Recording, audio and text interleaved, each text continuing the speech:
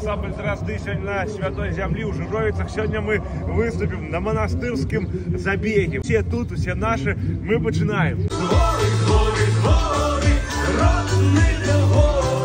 Як усе звичайний на